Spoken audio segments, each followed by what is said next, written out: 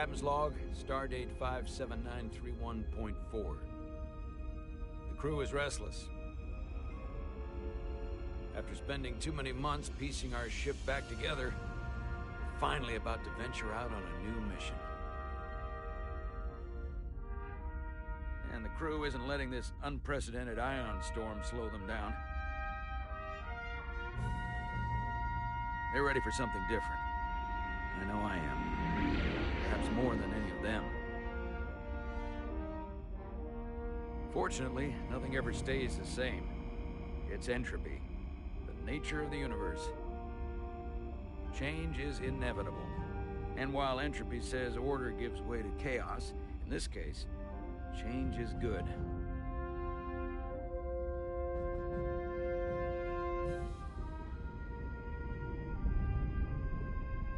Our new first officer is en route to the Resolute. Jara Rydek. I know she'll bring a welcome dose of new blood to the crew.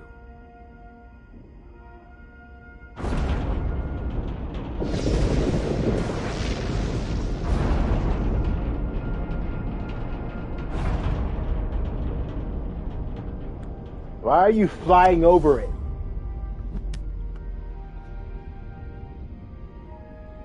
Thanks. No problem. I'm not great with flying. But these little shuttles are the worst. Here's a tip. Don't close your eyes. You'd think that would make it easier, but it only makes it worse. Look out the window, pick a star, and just focus on that. I'll give it a try. He looks like me.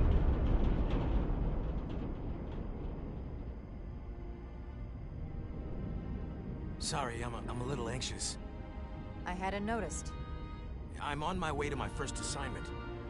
When we get to the starbase, I'm transferring on to the Resolute. So am I. It won't be easy for Jara to step in at the 11th hour like this. But if she's half the officer I knew she could become when she was a cadet at Starfleet Academy, she'll be the XO this ship needs right now.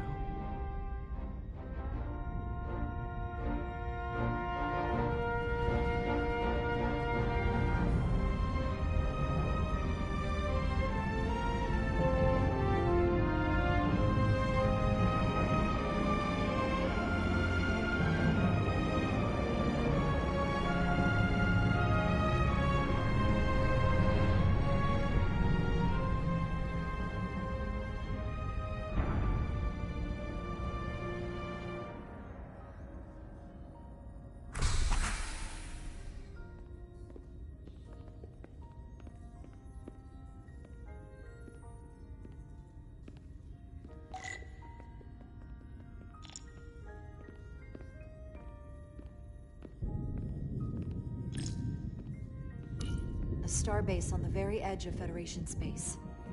Long way from home now.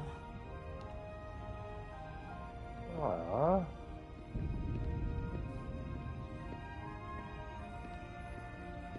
Hey, Ensign, are you coming? Or are you just gonna sit there in the shuttle this entire time? Where's the pilot? Well,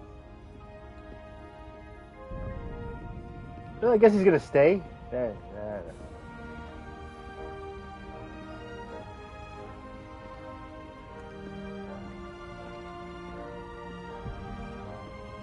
Bit blocky, but we can tolerate it.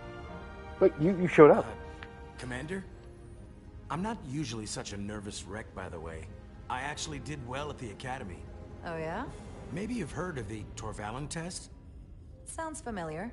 It's a tactical simulator that makes the Kobayashi Maru look like a picnic on Pintaris 5. Anyway... 20. Not just in my class. I mean, all time. In the history of the Academy. Only top 20, huh? So I guess there's room for improvement. Well, it's really, really hard. So I've heard.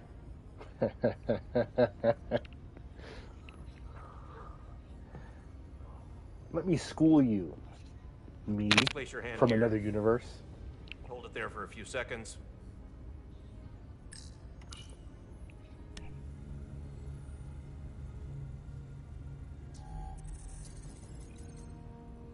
Commander Rydek. Wait, you're Jara Rydek?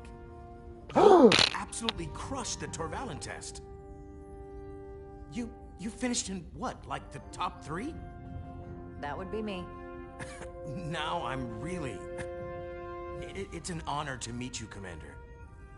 Sorry, I didn't realize before. I just came off the shuttle and was glad to be on solid ground. The pleasure's mine, Ensign. Paul Calloway.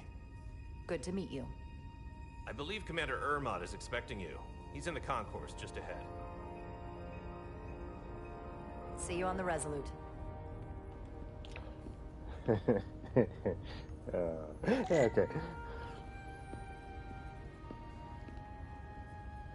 That's not where I would be assigned, but yeah.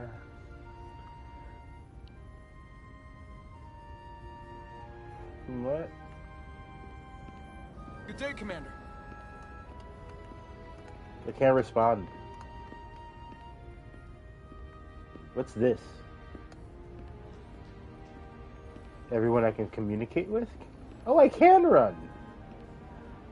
So I'm getting used to these controls. My briefing, Commander Ermot is a Boolean, so I'm looking for someone with blue skin.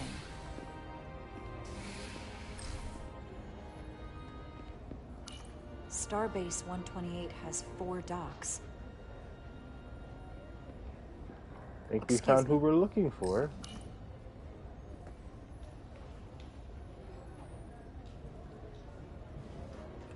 Welcome to the edge of the galaxy, Commander Rydek. I'm Commander Jan Ermot, Operations Officer on the Resolute. Commander? I hope there wasn't too much trouble getting here. This storm isn't making anything easy for us right now. I know conditions are less than ideal at the moment. We'll tell your pilot to fly above it. But otherwise okay. My apologies. This storm is unlike anything I've seen before. We're grateful you were able to come fill our first officer vacancy at such short notice. From everything I've read and everything I've heard, we're lucky you were available to us. Coming from a premier starship and all. To our little research vessel. What exactly have you heard about me? First in your class at the Academy. Received the Starfleet Award of Valor during the Dominion War. Most recently, Tactical Officer and Chief of Security on the USS Endeavor. You've done your homework? Like I said, we're very lucky.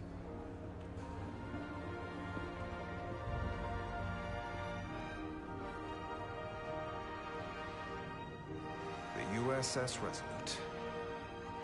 She may not look like much compared to the bigger ships, but as far as science vessels go, she can more than hold her own. And she doesn't look so bad considering 6 months ago she was nearly cracked in half, venting plasma, fighting for her life. It was an accident? The equipment malfunctioned. An accident suggests fault, but no one's to blame. It was a planned test, but the warp core was pushed beyond its limits.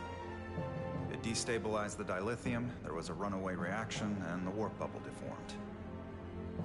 We thought we could reach a higher resonant frequency, but it was more than she could handle. Cost us our first officer and 22 of our crew. At the end of the day, we're all responsible for each other. To have lost so many lives. That's a high price to pay. Too high by any estimation. But there's nothing that can be done about it now except get back to work. And make sure it never happens again. Listen. I realize you've known Captain Solano for quite some time. And I'm sure you're ready to bring your best. But I should warn you that when the captain announced you would be the new first officer, there were those who felt it was a mistake. That he should have promoted from within. So you might want to tread lightly at first. Until they come to value your contributions as much as he does. Thank you. Always good to have a sense for what you're walking into. I just thought you ought to know. I appreciate it. Starfleet has assigned us a high-priority mission to the Hotari region.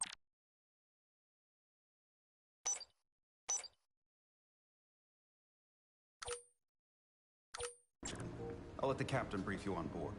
I know he's eager to see you. Will we be mission ready in time? We have every intention. The crew has been working around the clock to get the ship ready. There's still so much to do.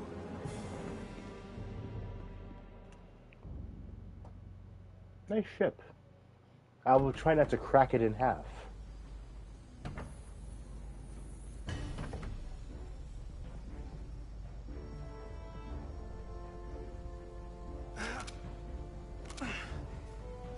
Should get rid of that crud. I got just the thing.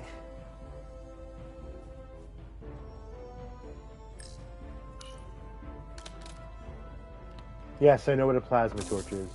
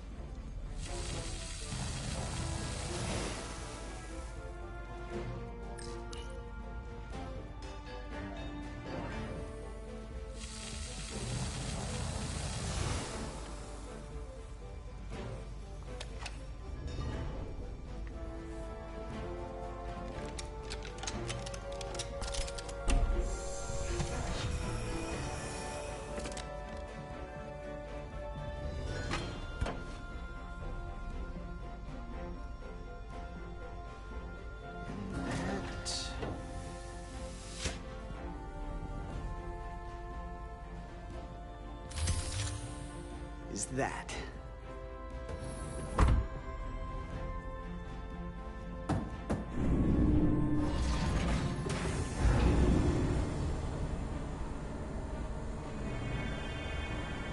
The lower decks. Let's meet our lower deckers.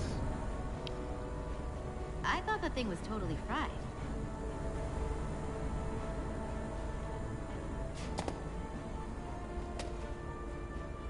Nice work, Carter. Nothing to it, Millie. And not a moment too soon. The boss wants us down in engineering. Like, now.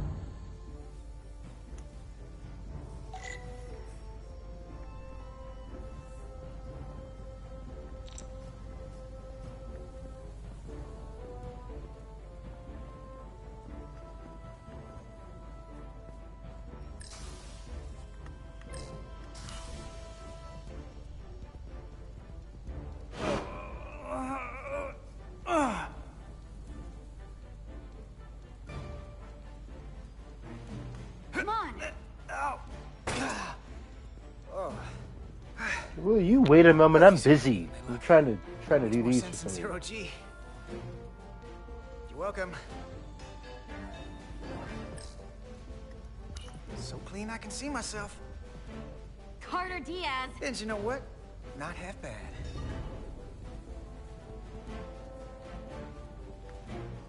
You okay?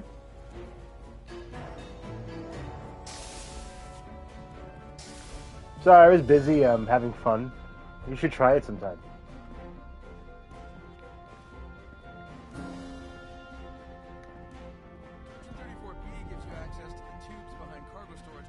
So you, I think you are. Bulkhead cuts it off at section 2. New computer reroutes. So then... Why can't I run?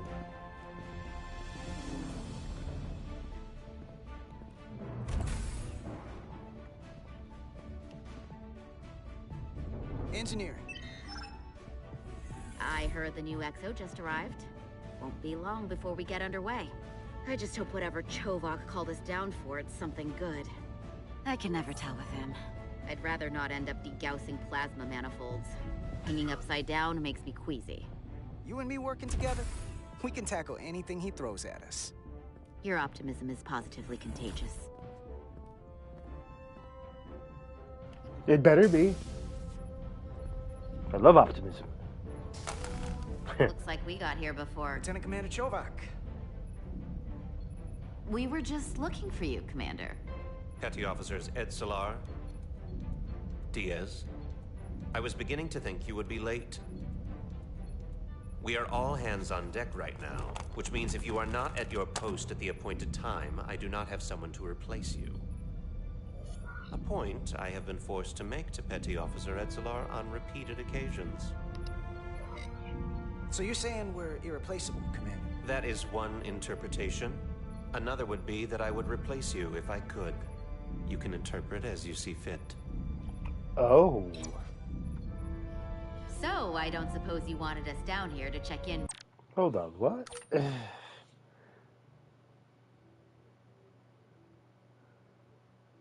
Before You we would. go off, dude. Equip yourselves in EV suits to work on the exterior of the hull. I need you to tune the structural integrity field for optimal performance. The subspace distortions and ionic interference we are experiencing are preventing the proper calibration. But this ship must be ready to depart shortly, despite the storm. The precise nature of these disturbances are not fully understood. But many systems have been affected by the wide band of emissive activity. Commander, if this energy storm is causing problems here at Space Dock, what does that say about what we're gonna find when we head out there for real? Shouldn't we let this storm pass? Long-range sensors show that conditions will indeed be more severe at our destination, the Hotari system. Thusly, we are taking all necessary precautions. You have your orders. Do not delay. Yes, Roger Commander that. Chovak. All hands on deck. What's that? All hands on deck. That's what Chovak said. You know what that means? It means this ship isn't ready to go out, and the brass know it. So they're throwing every warm body at it. And they're going to leave on schedule. It all comes down to us, Nilly. We're the ones who will get it ready. I know what we can do. But this isn't just any old refit or any old relaunch. Whoa. Excuse me. A lot of new faces coming on board. It's gotta be tough coming as a replacement. That's for sure. We've been through a whole hell of a lot as a crew. They're gonna have to prove themselves before they're really one of us. Yeah, you're right. Anyone could look serious in a clean uniform. Show me what you can do when everything's falling apart. Hold on. Now there's an old face I didn't expect to see again. Hey, Miranda! You weren't gonna leave without me, were you? Miranda, you're here? We thought you were staying on the Adirondack. Transfer came in at the last minute, so I figured I'd slum it on this bucket of bolts. Looks like you got her back together pretty nicely. I wasn't sure what to expect. I'm gonna take the high road here, pretend you didn't say that, and welcome you aboard. He's a better diplomat than I am. He still owes me a bottle of Saurian brandy. Don't think I forgot. Oh yeah, it's coming back to me now. Maybe Carter can rustle up that bottle and we can give you a proper welcome. As soon as we wrap up this quick little spacewalk.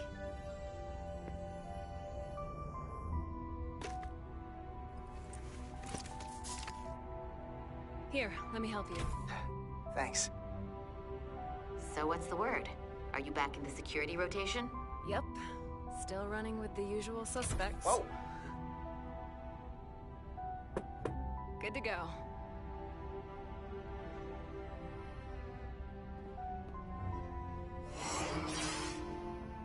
See you on the other side. Activating magnetic souls.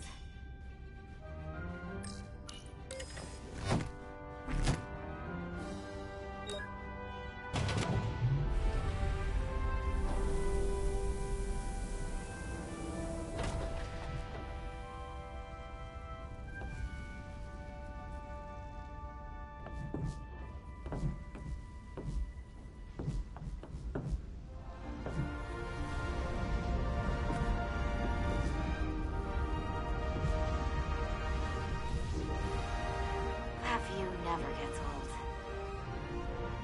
Let's go.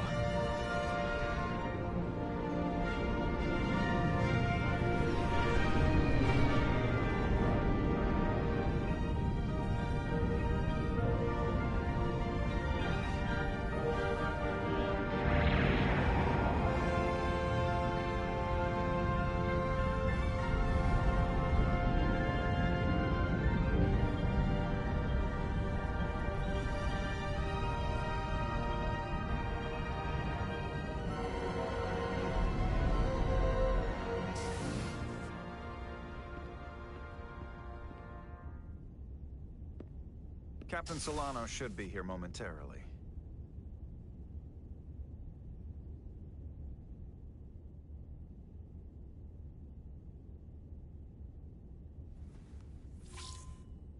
You'll have to forgive me, I don't know much about Kobleods. But my understanding is you need a steady supply of duridium to keep your cell structure stabilized, or bad things start to happen. And we have plenty of duridium in sickbay, so there's no risk of running out. Thank you. Feel free to make yourself at home. And help yourself to whatever you like from the replicator.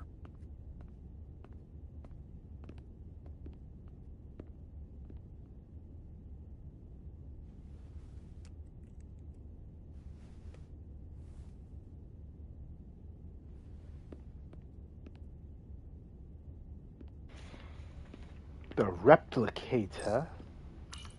Just a sip of something. Coffee, tea, vagina. Ractagino. Ractagino.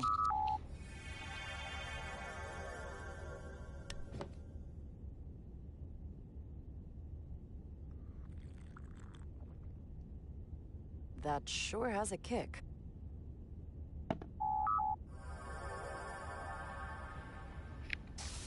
Jara Rydek. Last time I saw you, it was graduation from the Academy. You'd already secured one of the most prestigious assignments possible. And you were burning with enough ambition to fuel 7 trips around the Necrid Expanse. It's good to see you again, Captain. I could not be happier to have you on the Resolute. The only regret is that we couldn't provide you with a warmer welcome. The arrival of a first officer to her new ship deserves a bit of fanfare. But, unfortunately, we've had our hands full with the refit. You can spare me the pomp and circumstance. There's plenty of work to be done without all that. You always had a work ethic like nothing I'd ever seen. That's just what this ship needs at the moment. As I'm sure you've heard, we've had a rough go of it these last 6 months. The ship suffered some damage, but not nearly as much as the crew.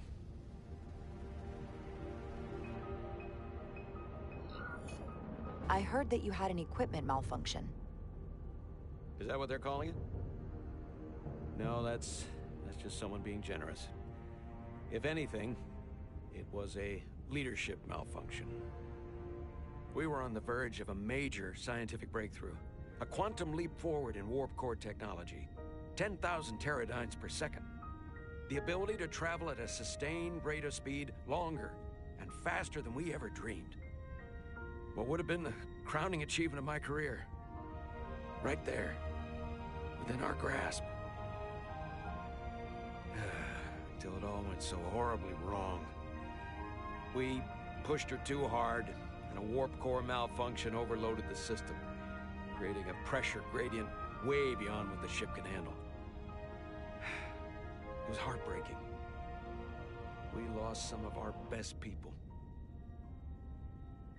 As captain, I have to take full responsibility. It was my decision to make, and I have to live with the consequences. We all know the risks when we sign up. There are no guarantees. As much as we tell ourselves otherwise. True. But as captain, my job is to mitigate and manage the risks as much as possible. And that's where I failed. In my defense, I will say, I might have avoided the whole ordeal if my senior staff had been willing to trust me. There was a lot of pushback from my former XO, and I think that cost me his confidence. I don't want you to pull any punches. Certainly not on my account. But once we decide on a course of action, I need everyone to fully commit to the mission. Anything short of that just won't work. And that's when things start to go sideways. Whether I agree or disagree, I can promise that I'll be honest to a fault. Good. That's exactly what I'm looking for. But at the end of the day, it has to be my call. Look, I'll be blunt. We can't afford another mistake. Or at least, I can't. I feel like my career is hanging in the balance here. We need a win. Something to restore the crew's confidence. I understand. On a more positive note, Starfleet has tasked us with what they're calling a mission of the highest priority. Escorting a senior diplomat to Hotari space. Two previously peaceful and otherwise non-aggressive civilizations now find themselves on the brink of all-out war. So it's a peacekeeping mission. I see it as a golden opportunity to not only prove what the Resolute and her crew are truly capable of, but also a mission for which we're uniquely qualified. This ionic storm. Our long-range sensors suggest it's several orders of magnitude stronger than anything on record. A total anomaly like nothing we've seen before. And you'll never guess where it leads. Hotari. Exactly. Very nearly in the precise location where we're headed. Where I imagine the interference will be exponentially greater. But the diplomat will brief us on the details at the rendezvous. So basically, we're being sent into the eye of a storm, more powerful than anything on record. Well, yes. But we're taking every precaution. That's Starfleet for I you. don't want to get ahead of myself. I expect we'll have some rough sledding when we arrive, so I need you to prepare the crew for the worst. There's just one more thing I want to clarify up front. The metric that for me will be the ultimate measure of your success. What is it? If after serving as my first officer, you don't one day find yourself with a ship of your own, then I will consider it my personal failure. When that might happen is entirely up to you. But it goes without saying, you have my full support.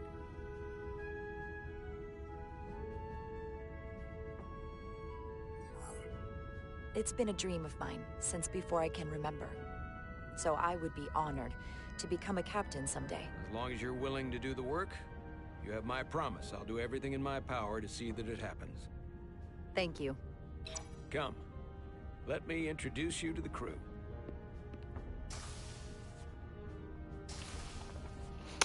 Let's go meet the crew. I can't believe we're being sent into the most powerful storm to transport a diplomat. Yeah, that is totally Starfleet.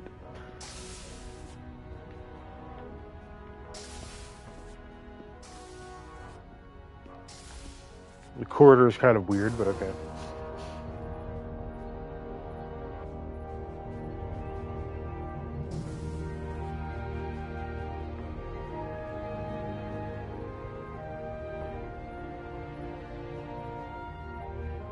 Everyone, if I could have your attention for a moment. I'd like to introduce Commander Jara Rydek, our new first officer. Some quick introductions. This is Lieutenant Handar, our helmsman, one of the best in the business. One of? Well, what he lacks in humility, he more than makes up for in ability. A pleasure to meet you, Commander. Likewise. Next, we have Commander Westbrook, our Chief Science Officer. I've come to rely on his expert counsel on a regular basis. Pleasure. Commander Rydek, it is such an honor to meet you. This is our tactical officer, Lieutenant Bedrosian, who's been looking forward to meeting you for about as long as I can remember. I've been following your career for quite some time, and I look forward to learning as much as I can from you. That's very kind of you to say. I'm happy to be here. Well, I have to admit, one of the reasons I've followed your career is because you're part Kobliad, because of what you've overcome. Starfleet stands up for people who can't defend themselves, and you were one of those people once. But since then, you've done so much to protect others who need it. I really admire that. So, you've been something of an inspiration to me. Not that I've done anything close to what you've done. That's very kind of you to say, but enough about me. We have a lot of work to do. Oh, yes, of course. And then, of course, you've already met Commander Ermont. Please, do everything you can to make Commander Rydek feel at home here. I'll be on the starbase. I have an urgent meeting with the starbase commander to get our authorization to get underway. If they drag their feet any longer, we won't make our rendezvous. The bridge is yours. I'm in command? I want to be in command. Let's inspect. Operations. Staffing, supplies. There's a lot to keep track of on a starship. Of course. Good thing we have Commander Ermont. So we got operations. This should be the helm and navigation on the right. The Resolute is a refitted Centaur class, meaning it's capable of quick maneuvers. Can't wait to see what she can do. Me too. And navigation, don't have to inspect navigation. Kind of works with helm. Science station. The Resolute is a science vessel, primarily. Might explain Commander Westbrook's attitude. I'll have to speak with him later. Impressive. That's good to know. It sounds like I have to do something of an authoritation, like, what's this? The ship looks good. Tactical station. Hopefully a diplomatic mission won't require we use our weapons much. But if it comes to that, we'll be ready. We have weapons? Aw, I want weapons. So Alright. many decks. Full of crew that are now my responsibility. NCC N2317. Got that NTC figured out? Communications. Keeps us in contact internally and with other vessels.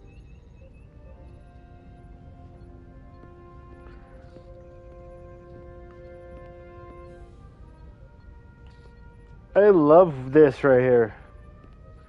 My chair has no headrest. Ooh. The first officer's seat. My seat. Right now, though, I need to fill in for Captain Solano. I have a question. Why do I have a headrest? Why does the captain get a headrest?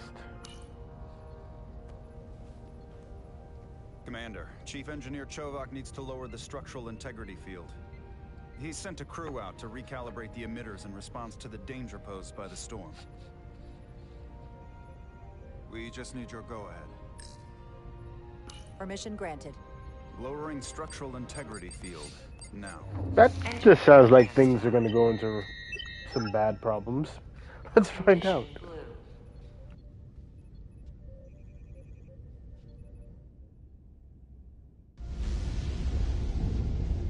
The storm's See? getting worse.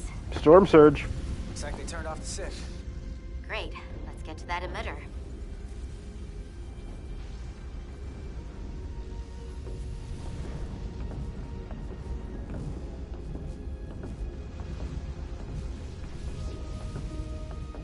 Every time we're out here, I half expect to see her in pieces again. It's quite beautiful out Still here. got some scars on her. It adds character.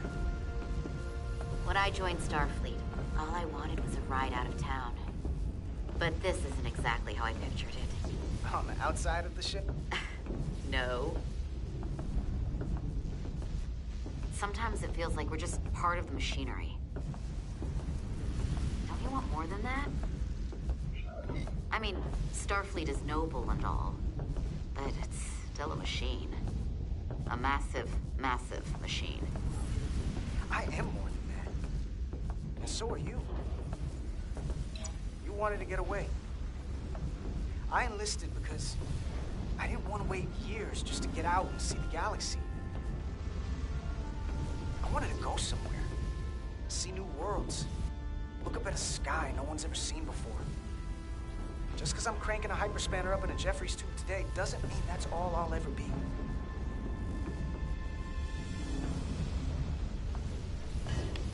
Yes, to Commander Chovak. You are right. We are at the SIF emitter. Acknowledged. You may proceed with the recalibration.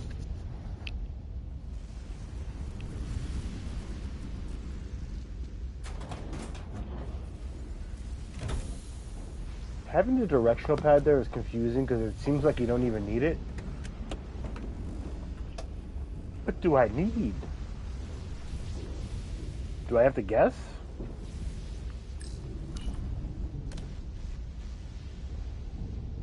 Beginning recalibration.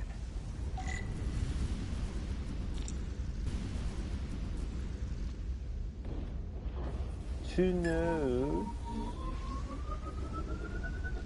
Careful. Too much action and harmonics will deflect the alignment.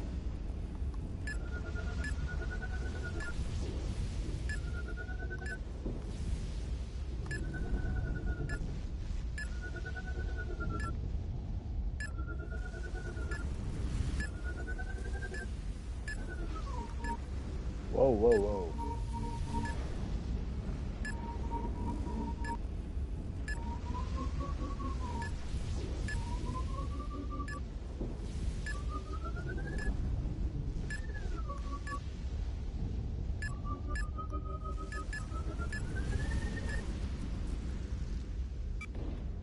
Looks good.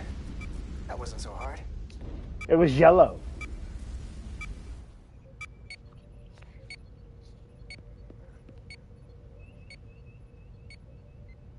Commander Westbrook, right? Chief Science Officer. You remembered my name and my rank. Impressive.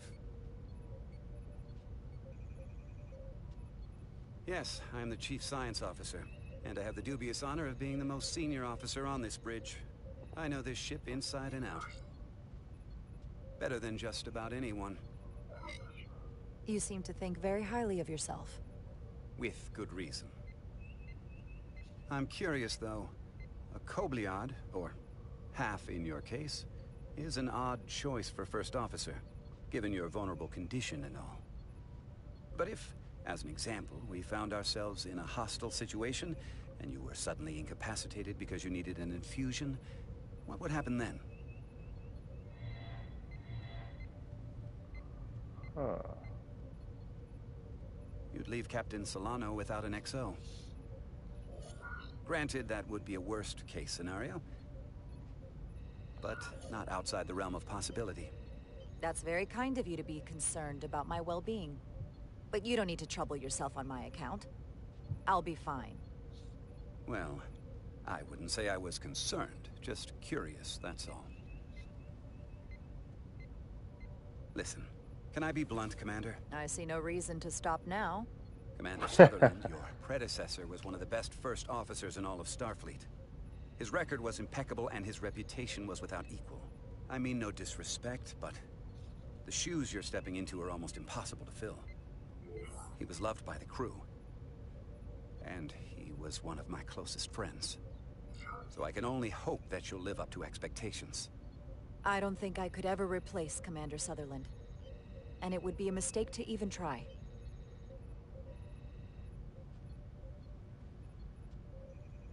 Seeing as Captain Solano is on the starbase, let me give you an update on this ion storm we're flying into.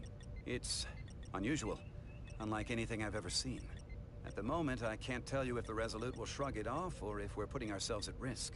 However, if we learn more about its patterns, its nature, we can come up with a scientific countermeasure. Just a moment.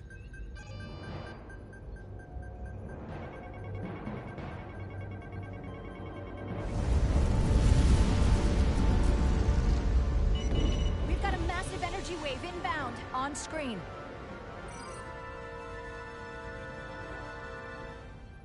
Tracing its trajectory. Starbase docking clamps are holding. The storm's emissions are fluctuating, coming in waves. And if my projections are right, we're about to get hit by a wide-band burst of ionic energy, like a tsunami. And you have two... power abnormalities. Red alert! Aye.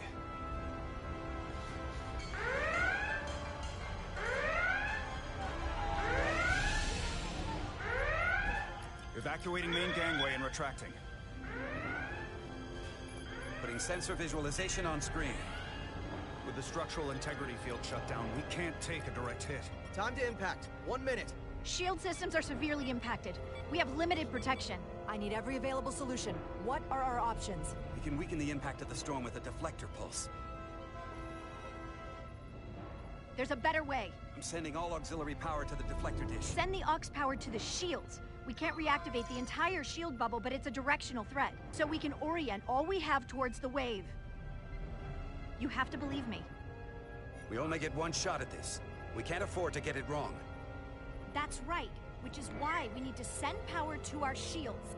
Petrosian, get those shields up. Rerouting power to shields. Stand by. I need a heading. We've only got one shot. Understood. On my command.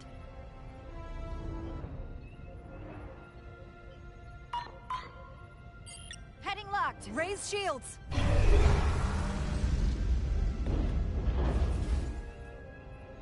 This is it! All hands, brace for impact.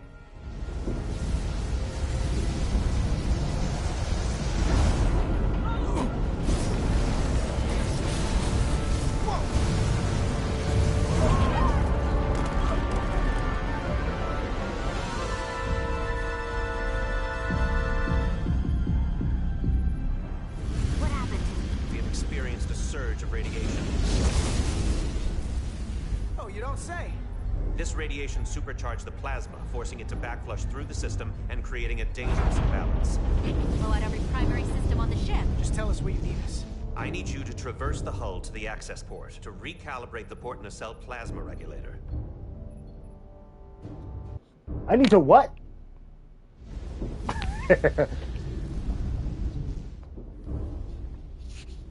We've reached the first access point.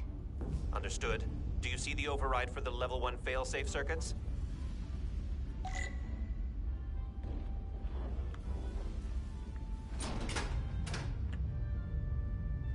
Affirmative.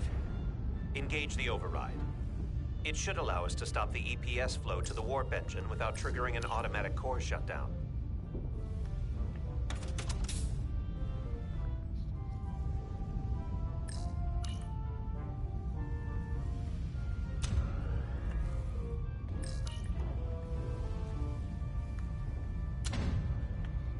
Failsafe override engaged. Are you sure? I am registering some crosstalk in the bypass circuit. We need to route the signals so they don't interfere with each other.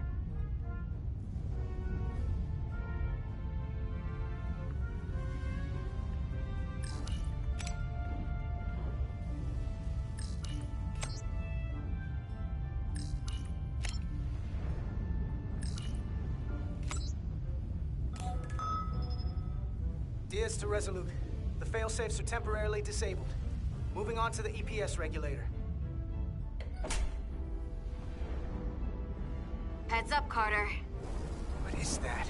One of the discharges coalesced. It's coming right toward us. I'm gonna try to disrupt it with my phaser. You have a phaser?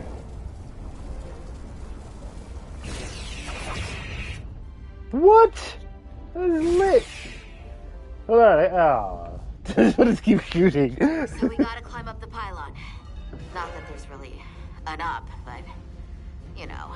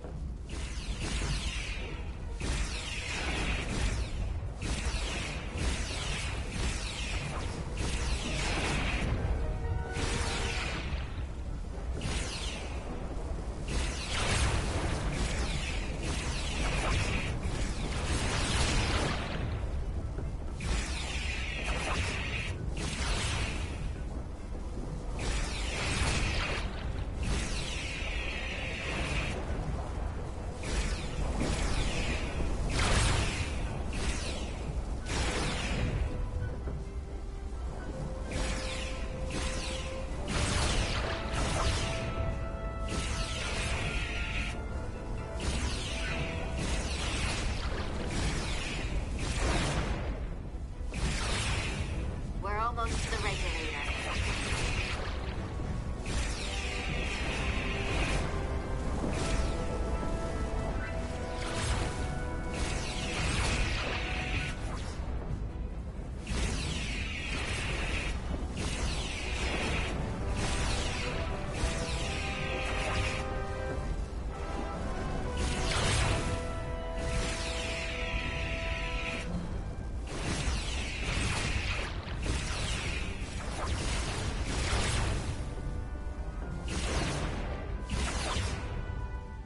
We're at the regulator.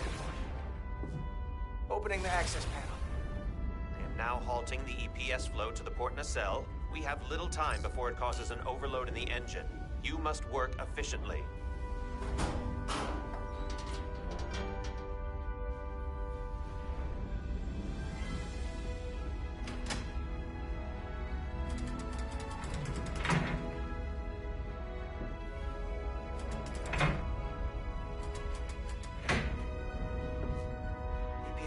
Manifold adjusters reset to neutral.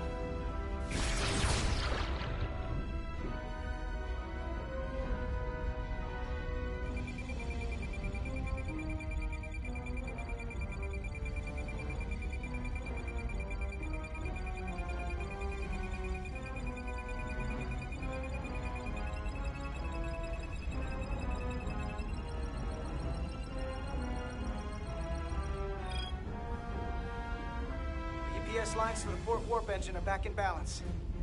Almost done. Once I cycle the manifold nozzles, Chovak can...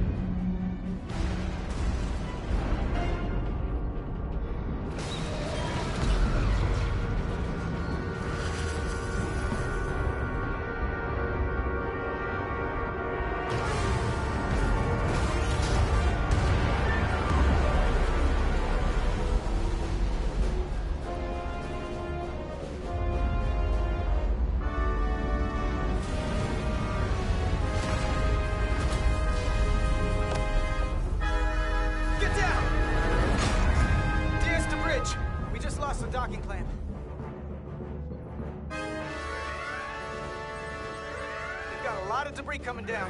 All vibrations, too. We can't finish the EPS regulation in these conditions. Please advise. We have to release the ship from that other docking clamp or the hull will be ripped apart.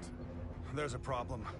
The clamps are supposed to disengage automatically in an emergency, but it's not working. Not working? What are our options? The docking clamps are fitted with exploding bolts for an emergency release. We've got crew out there. That'd be like setting off a bomb next to them. Maybe there's another way. Starbase is hailing us. Put him through. Resolute, the remaining mooring arm is failing. You need to disengage from the starbase now. The damage to the station will be catastrophic. We have crew outside and are looking for the safest way. We have people on this station. If that mooring arm breaks, we could lose dozens of crew. Commander, hear me out. Reverse the polarity of the hull, which theoretically will repel the docking clamps. And repel the engineering crew right off the hull into the storm. This is Captain Solano. Put me on screen. Go ahead. Captain, we have a situation. Commander, what are you doing? Blow the bolts on the docking clamp. The captain doesn't know the whole story. I'm giving you an order. Jara? All due respect, sir, it's a more complex situation than when you Jara, disembarked. I need you to do the right thing. We can't have this go sideways before we even leave for the mission. The captain made himself quite clear. They're gonna get hammered with debris out there. Reverse the polarity. There is protocol. And there are lives. What is the holdup? Starbase, stand by. We're gonna flip hull polarity to disengage the clamps. Yes, Commander.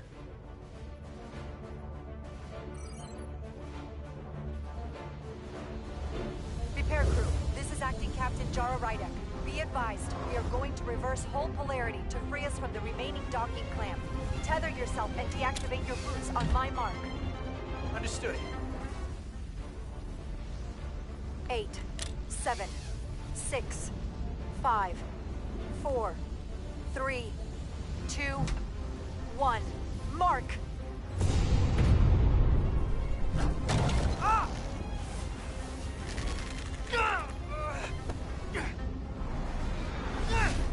Grab my hand! I got you. Thank you. Plasma imbalance is reaching critical condition. We are moments from primary system failure. I got it.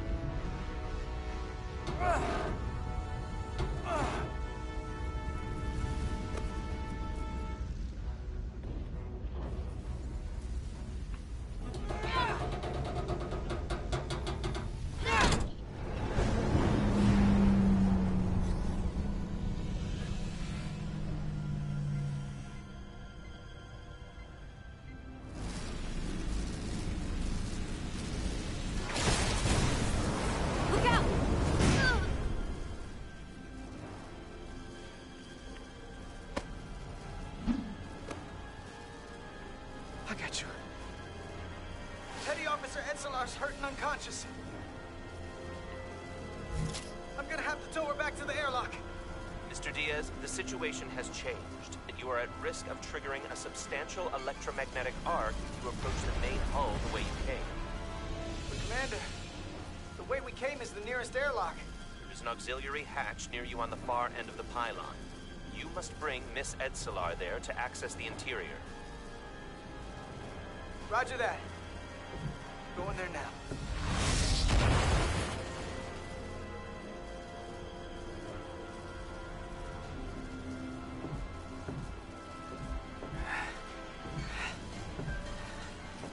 I'm at the auxiliary hatch.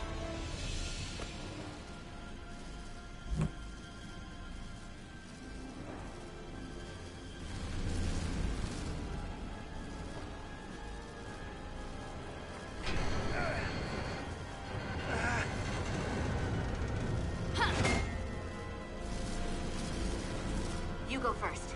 What? Let me save your neck this time. No time to fight me on this. Get in there! You better be right behind me.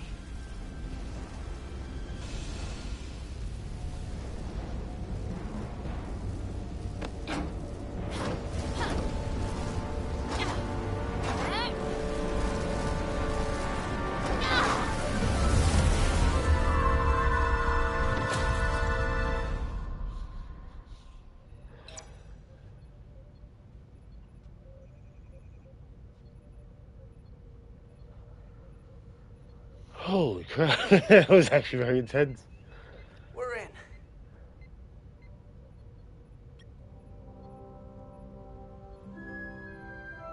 They're safe, bringing the SIF fully online. Do it.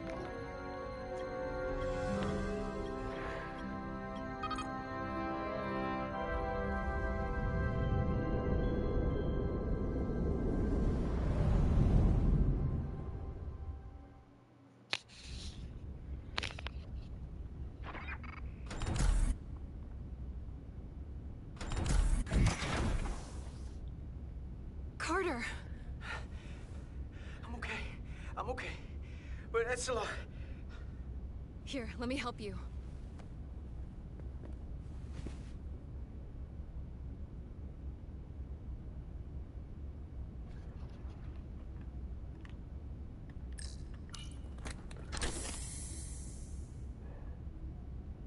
Medical. We've got one wounded at my location. Millie. Oh, man.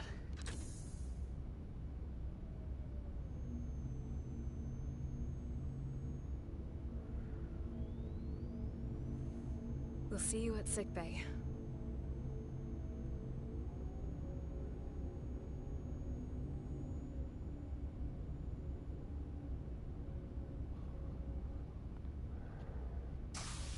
Status report. The repair crew made it inside. EPS flow is back to nominal levels. The SIF is back up. How does this affect mission readiness, Mr. Ermot? Releasing the docking clamps using hull polarity minimized damage to the Resolute. We'll have some last-minute repairs to make, but if we reapportion some of the staff, we can make our departure on time. As of now, however, we are successfully moored to the station. Good to hear. Send updates to my ready room. Commander Rydek, with me. Of course.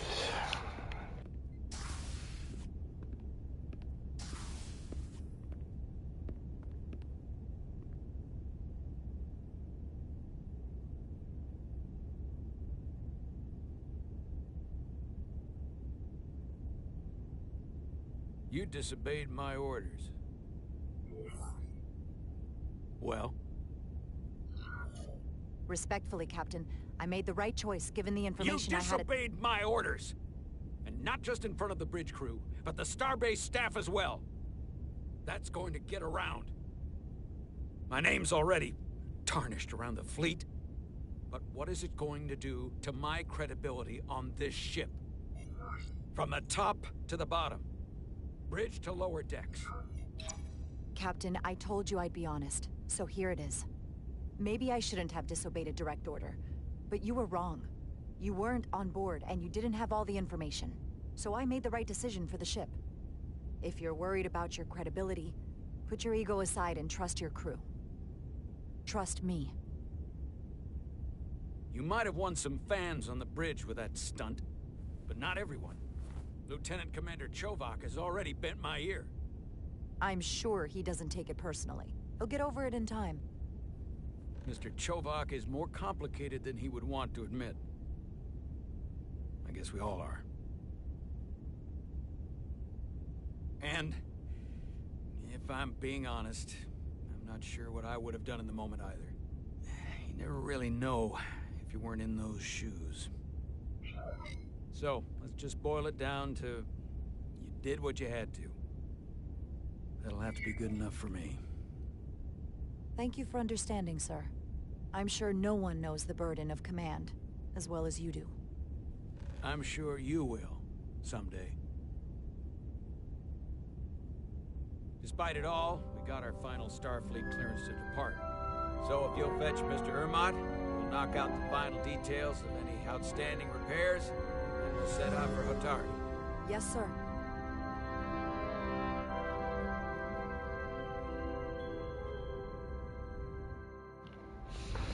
I think I made a great decision there.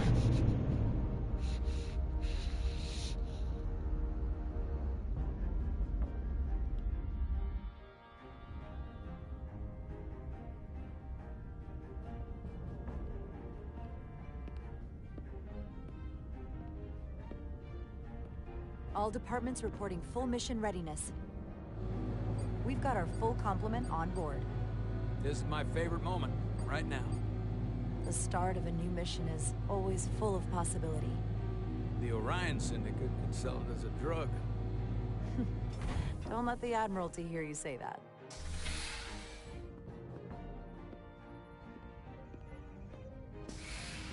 Captain on the bridge. Sit. Sit, everyone. You all know, I'm not big on speeches. We're embarking on the first mission since our refit. Let's make it a good one. Disengage docking clamps.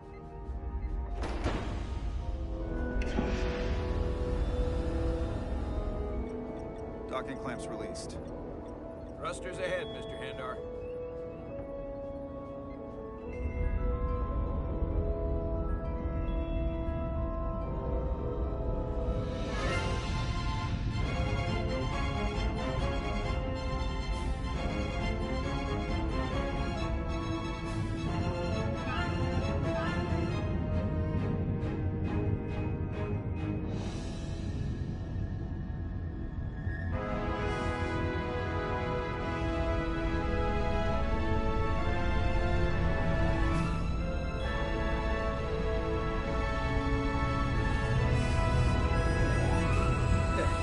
Do it.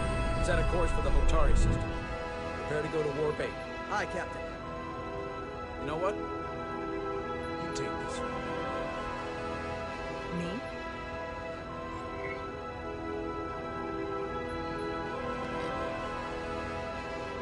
Engage.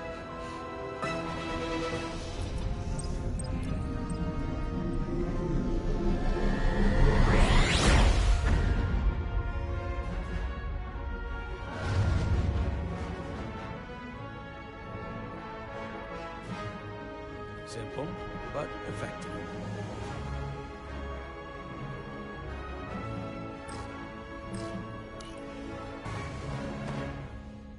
Easy. Thank you. I'm fine. Really, You don't look so good.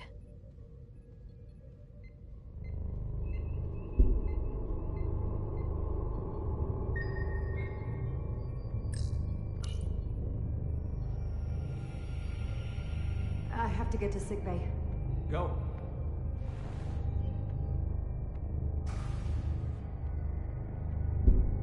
Commander, help me get her inside!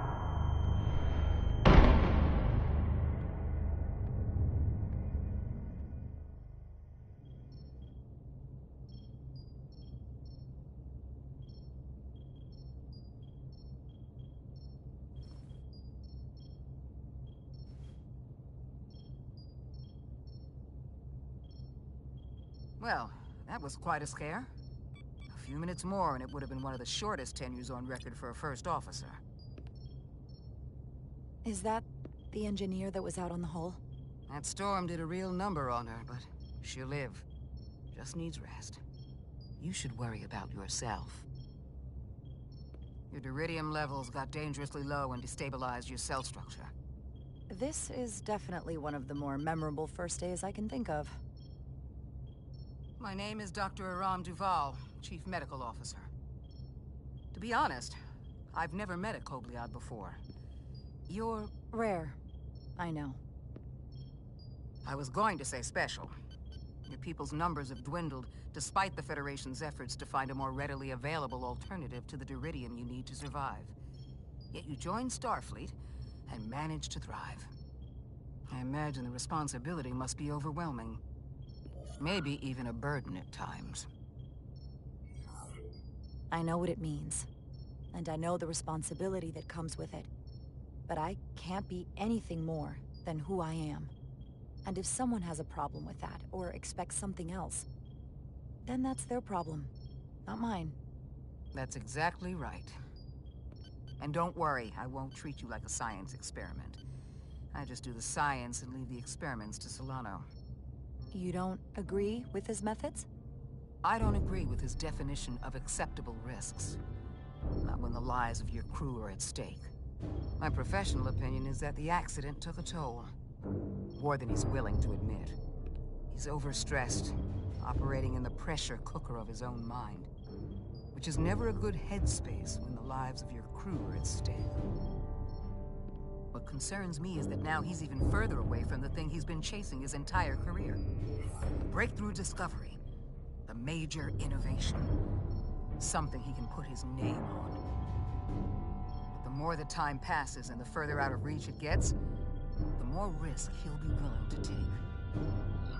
People become blinded by their own ambition. I hear you. But that's my job, isn't it? To make sure that doesn't happen. And we don't lose sight of the bigger picture. Which is exactly why I'm so glad you're here. We need you now more than ever. And I have to give you credit for what happened on the bridge. It took guts to defy a direct order. Huh. I guess word travels fast around here. It's a small ship. And everyone's curious about the new XO. Fortunately, your cell structure's almost completely stabilized. And I'll spare us both the lecture, but I do feel it's my responsibility to remind you, without regular infusions of deridium, you will not live. It's as simple as that. Understood. And my work here is done. Thank you, Doctor. Lieutenant Bedrosian. I came to see if you were okay. We were all pretty worried on the bridge. No one knew what was happening. I don't want anyone to worry. This is just part of who I am. It doesn't define me. Of course. I completely understand. And I would probably feel the same way if I were you. You trusted me earlier with the shields, and I appreciated that. I want you to know that I have your back. Thank you.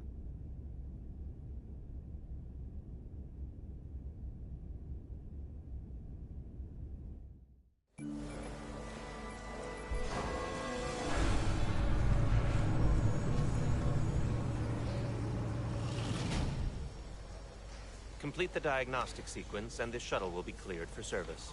Yes, sir. The storm in the Hotari region will interfere with our transporters, so we need all available shuttlecraft in working order. Excuse me, Commander Chobok. Petty Officer Maris, I will leave you to your work.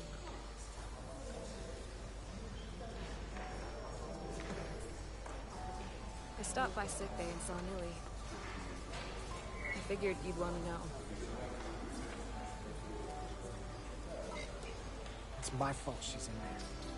I should have made her go first. Maybe, but I wouldn't want to see you hurt like that any more than her. Dr. Duval said she'll be back on duty soon, though. Come on. I have to run the final diagnostic. The I Melvin. can't stay long. I've got a long to-do list before we get to Hotari, and things are piling on faster than I can check them off. We're making all our last-minute checks in security, too. Hey, you don't have to keep me company. If you got things to do, go do them. No. I'm here because of my to-do list. Oh? There are some things that never seem to have the right time. So why not now? I had a chance to think about this while I was away. Then you and Millie almost got killed out on the hull. And I thought it was important that I just come out and tell you. Instead of tiptoeing around it. Or worse. Miranda, is everything all right? Yeah, I'm fine. Maybe even better than fine. What I'm trying to say is, we've been really good friends for a long time. But I got back here and I couldn't ignore it anymore. I want to see if there's more between us than just being friends.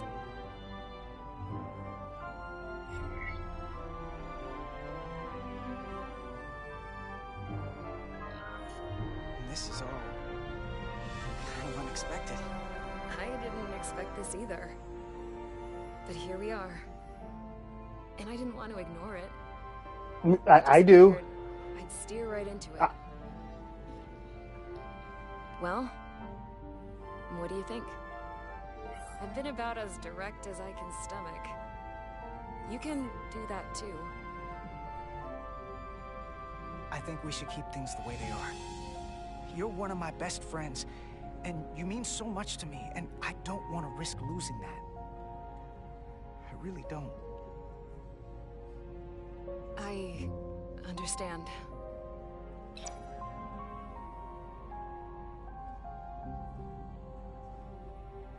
I just don't want this to be weird now. Millie saw it coming. She said it might make things uncomfortable if I said something. And that's the last thing I want.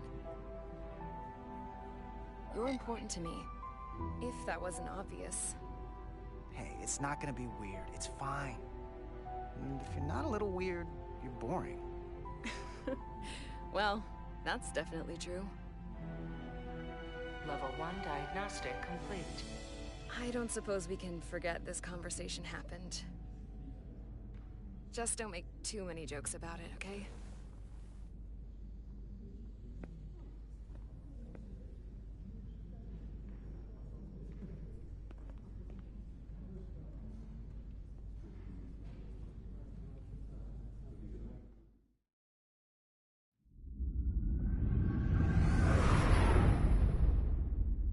Approaching the rendezvous point outside Atari space. Helm, bring us out of warp. Dropping to impulse. Ionic interference surging, Captain.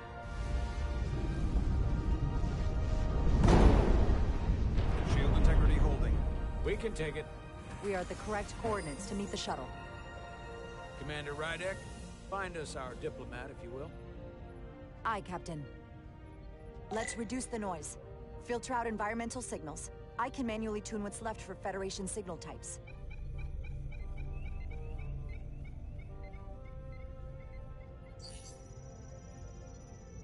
I've located the shuttle. Opening comms. On screen. Shuttle to Resolute. Shuttle to Resolute. Debris field. Lost maneuvering. Losing. I can't get it any clearer. We won't get a transporter lock. It's just not happening. Power up the tractor beam. We'll pull them directly into the docking bay.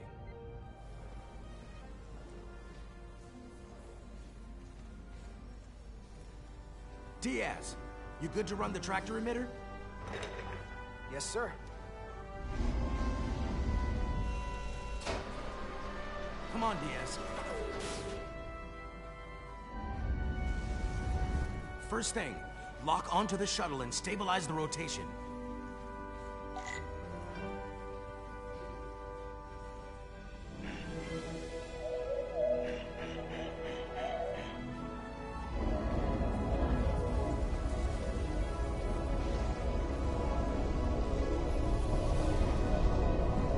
pulling in debris. I'm on it.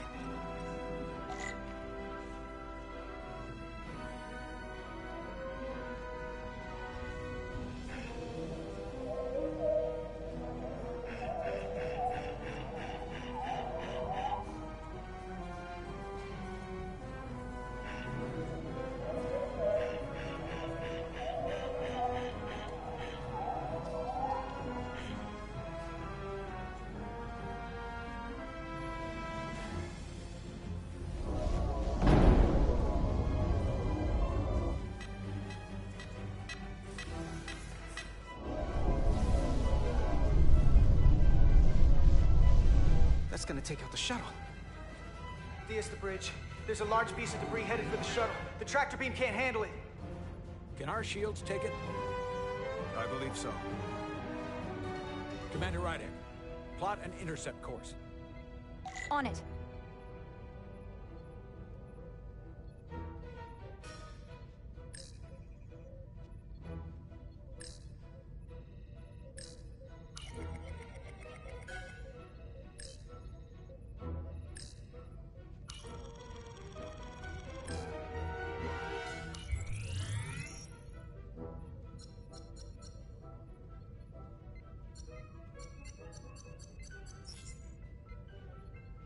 Here we go. Maneuvering thrusters bearing 53 Mark 17, 200 meters on an intercept course. Maneuvering.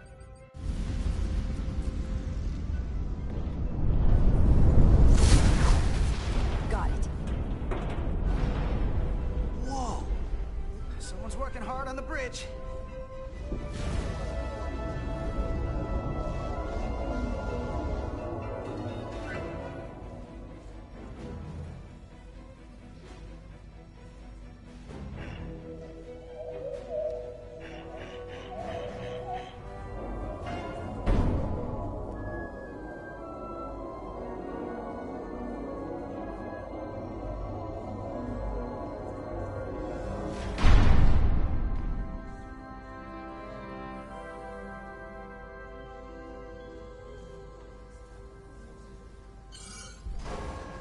We got the shuttlecraft on board. Good job. We're on our way down to meet them.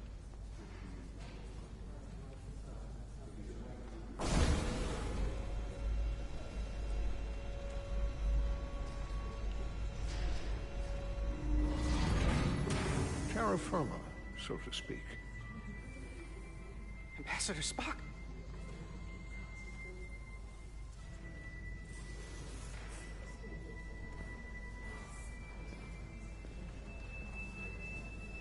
The captain will be right down to meet you, sir. In that case, I will wait for him here.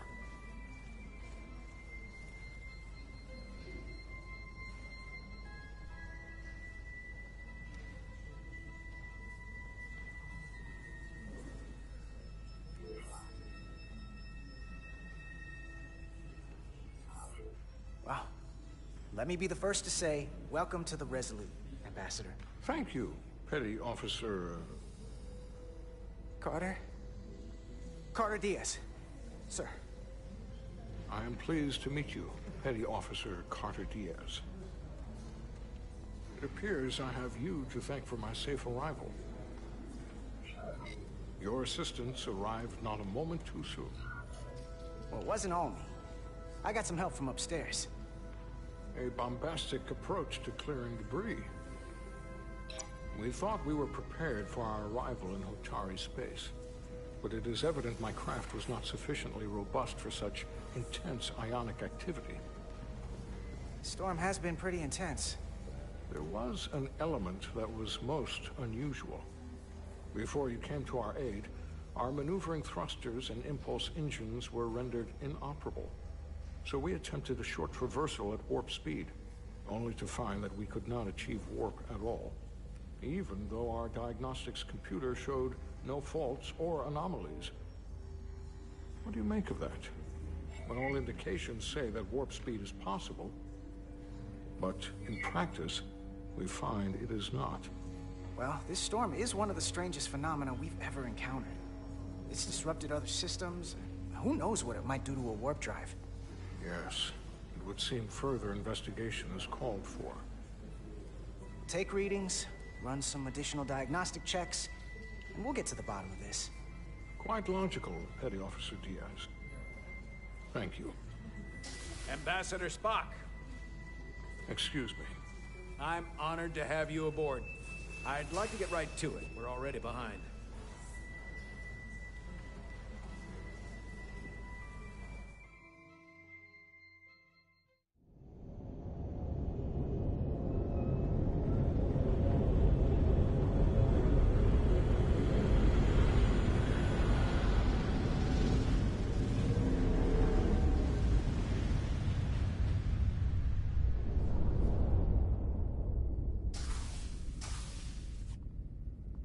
Ambassador Spock, my senior staff.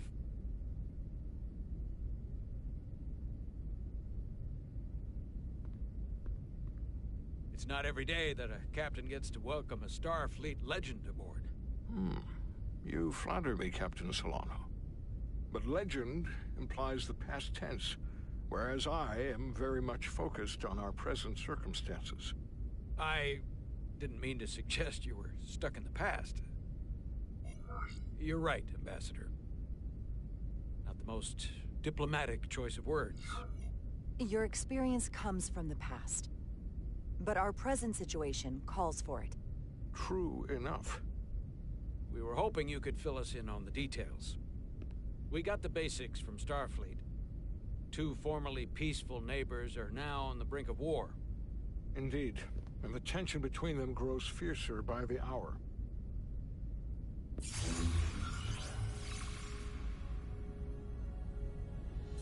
Lydia and Hotari. The Lydians are the more advanced species. They made first contact with the Hotari over a century ago. This is Tau, the Hotari moon. It is rich in dilithium, and for decades, the Hotari and the Lydians have shared a mining operation there. The Lydians provide the technological resources, while the Hotari have served as the labor force. The stability of that arrangement was the source of their peace, until recently. The Hotari have suddenly and forcefully seized control of the mining operations and expelled the Lydians from their system. That is the official story, as told by the Hotari when they requested Federation mediation. But the details remain scant. Communications between all parties have been limited by the ionic interference.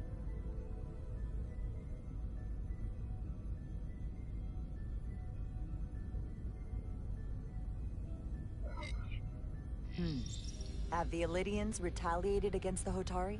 Or taken any action against them? Surprisingly, they have not yet responded in kind. They were open to a Federation presence, but it is unlikely the relatively primitive Hotari forces would stand a chance against the Elydian fleet in open war. Left unchecked, this conflict will result in more bloodshed, which is what we are here to prevent.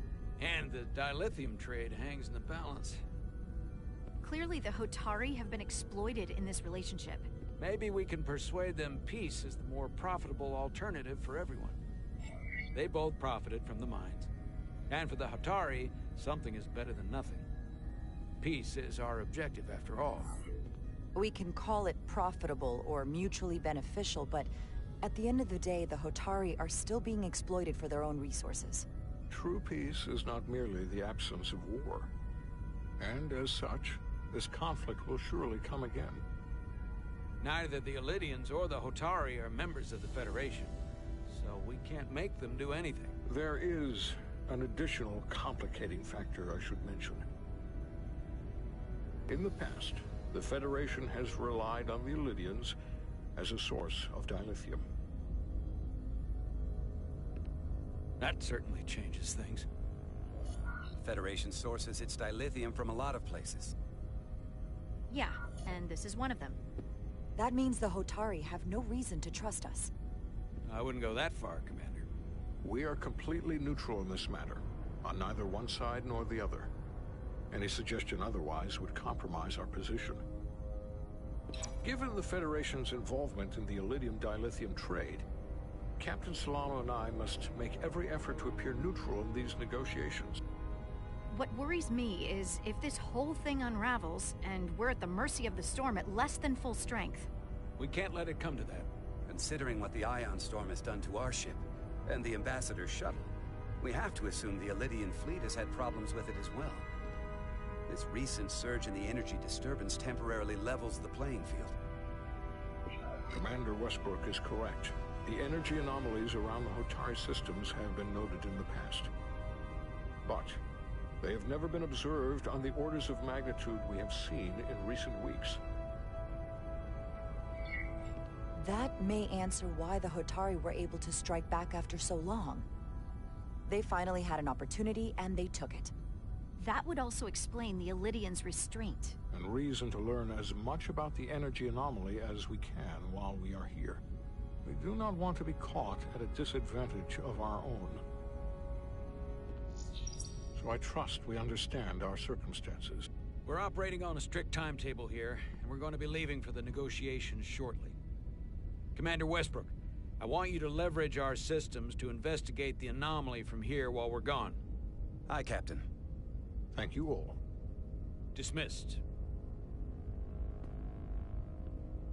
I want to speak to both of you privately.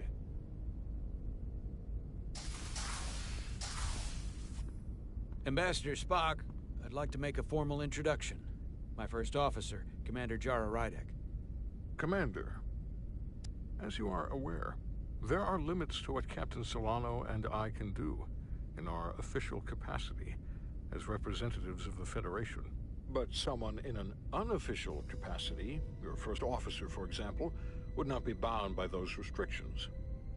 Commander Rydek could ingratiate herself to certain parties behind the scenes, where they may be more candid in revealing information that could lead to a resolution.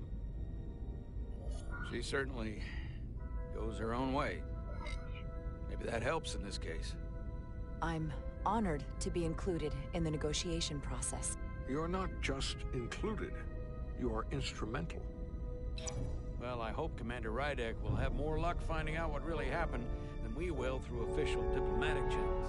The fate of the negotiations, the interests of the Federation, and the prospect for peace may very well depend on it.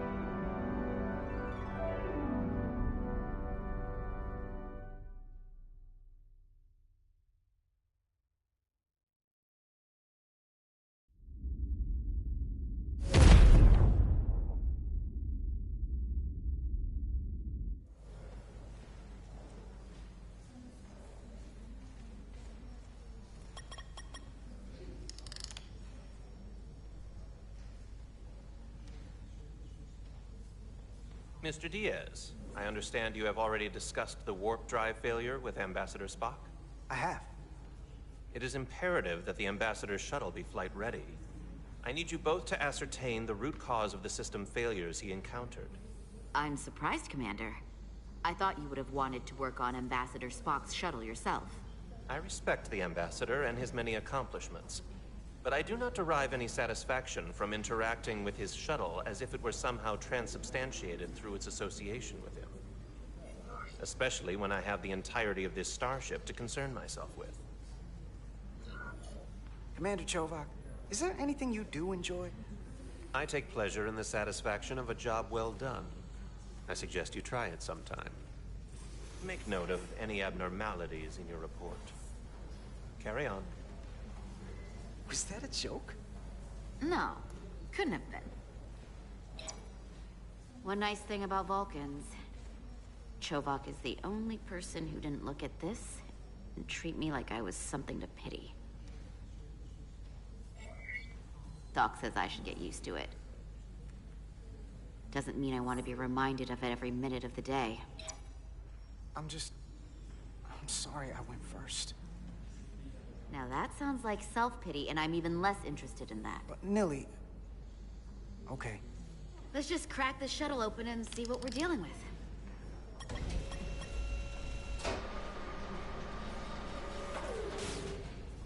Ready to go?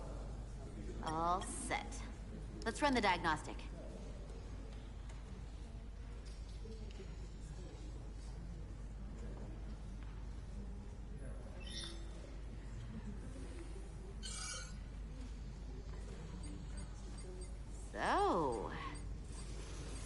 I know about your talk with Miranda. You do? She sent me a Priority 1 dispatch right after your conversation. Knowing you two as well as I do, I thought you'd jump at the chance to, take it to the next level. Why'd you tell her you just wanted to be friends? I was surprised to hear that. I mean, we already know you like her. Because I do think we should just stay friends. I don't want to do anything to mess that up. Fair enough. I get it. And a direct, honest answer is gonna make it a lot easier to stay friends. Just, when you see her, don't make a big deal of it. And I'll be there to smooth things over. Is that thing done? Yeah, it's wrapping up. Let's see. The relays along the primary EPS are blown. The backup relays are all intact. An EPS overload from the warp drive could cause that. But how did the shuttle end up dead in the water? Huh. Well, maybe the ship's data recorder can tell us something.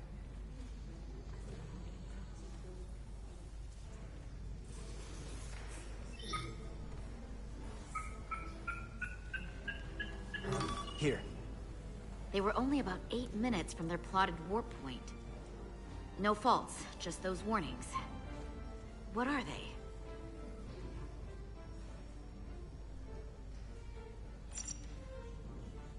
The warp field became inverted suddenly.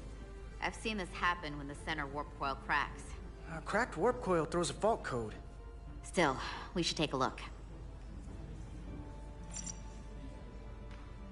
There was a complete warp cascade failure. Wow. They're lucky the shuttle didn't turn inside out. Makes me think the computer panicked on the warp field equation. Subspace variance out of tolerance. What does that mean? It means the main navigation array lost sight of space somehow. Will the array going offline cause that? Yes, but it should have also thrown a fault code. Any one of these failures should have thrown a fault. If it was caused by a system failure. None of this caused the relays to blow. Roll forward to when that happened. Yes, ma'am. So here, they take a moment to get their bearings and they attempt to re-engage the warp drive. There. That's the relays blowing.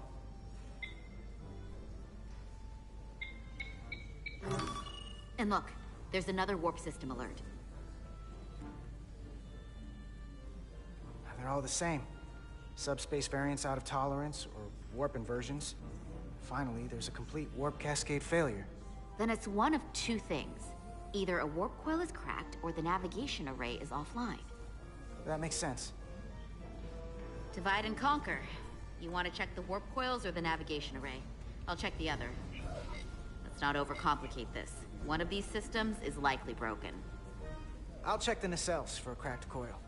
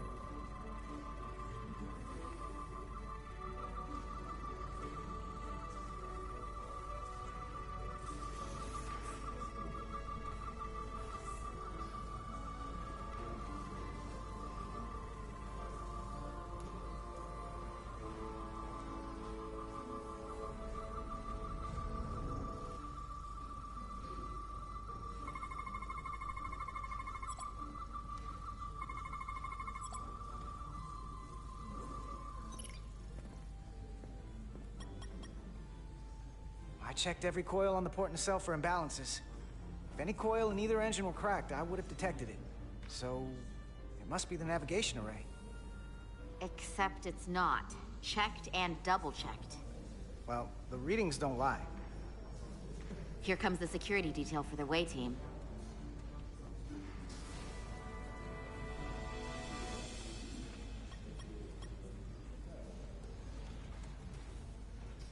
Hey, going planet side? Yep. As soon as the negotiating team comes down from the bridge. Apparently, we don't get to leave just because I'm ready. Should be an interesting ride down to the surface. I'm not looking for a repeat of whatever went down here. Yeah, we're still trying to figure that out. Hey, how are you doing? Look, you don't have to treat me with kid gloves. Either of you. We can all just move on. Consider it done. Hey, Maris. Aren't these those button pushers you're always hanging out with? And you're the phaser jockeys we always beat in Parisi squares, right? All aboard for Hotari. That another one of the captain's railroad things? Gotta be. I just usually zone out by the time he gets to the whole, steam engines were the warp drives of their day part. Catch y'all later.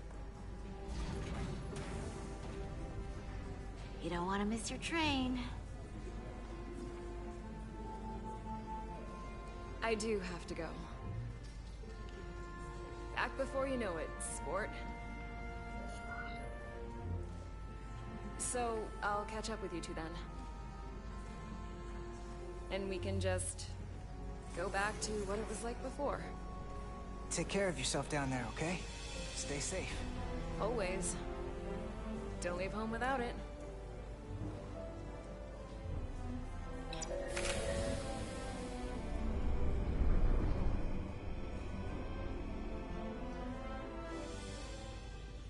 That went well enough.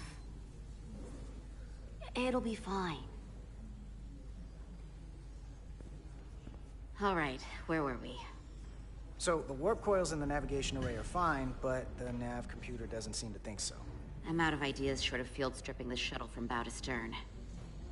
You wanna take this out of the shuttle and throw it on the bench? Oh, real hands-on maintenance. I like it. Okay, the nav computer is patched into the ship. The ship's computer can double-check our work. If the shuttle's nav computer is putting out false data, we'll know it. Let's run through the shuttle's logs again. Running now.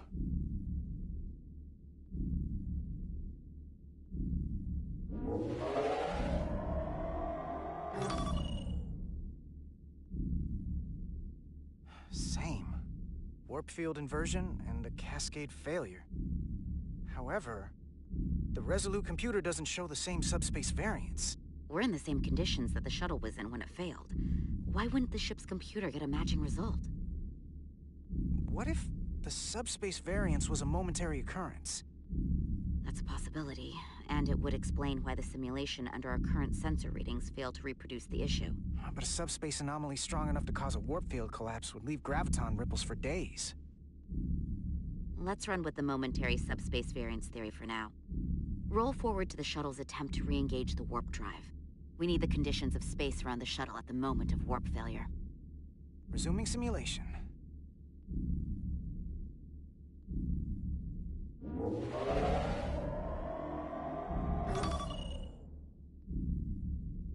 Error in warp field calculation.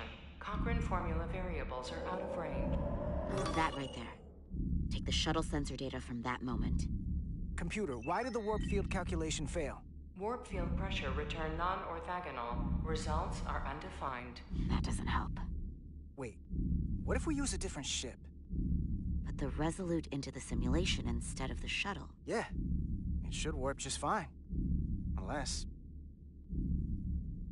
Computer, run the simulation with the Resolute.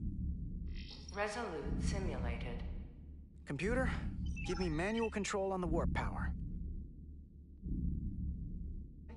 Static field intensity, warp 1.1. 1.2. 3. Warp pressure is destabilizing. Error in warp field calculation. The warp drive has experienced a system-wide cascade failure. Warp field collapsed. Subspace variance is out of tolerance. Cochrane formula results are undefined. Bingo. What-o? The same moment when the shuttle failed to warp, so did the ship. Whatever happened to the shuttle just happened to us. The Resolute will not sustain warp. We can't leave Hotari space.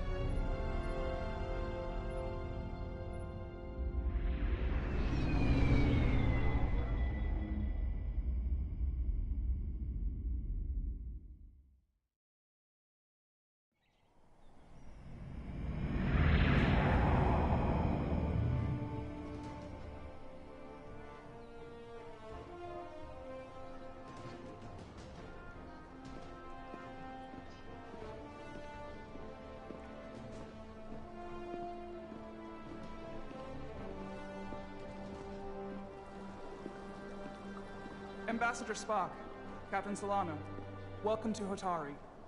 We are honored you've come. My name is Tylos Altaris, Minister of Diplomatic Affairs. The honor is ours, and this is Commander Jara Rydick, first officer aboard the USS Resolute. You'll find she has a keen mind, and unique insight into the dynamics between the Hotari and the Illidians. We are honored to be here, as representatives of the Federation. I'm so glad. These must be the representatives of the mighty Federation. The reigning authority in the galaxy. Or so we've been led to believe. Whether that's true or not remains to be seen. But, either way, we're grateful you've made the time to come to our little corner of the universe. And you are?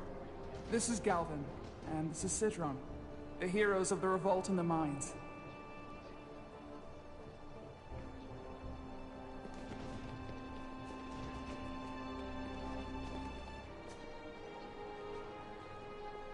Let's hope this is the last time we ever have to come here. If you'll excuse me.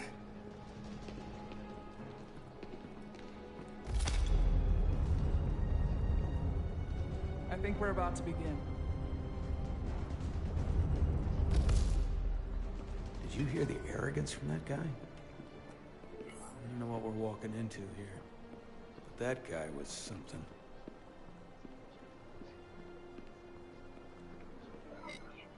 He certainly seems full of himself. No missing that. You could probably see it from orbit. What a piece of work. Remember, we are here at their invitation. We must remain deferential whenever possible. Of course, but even that has its limits.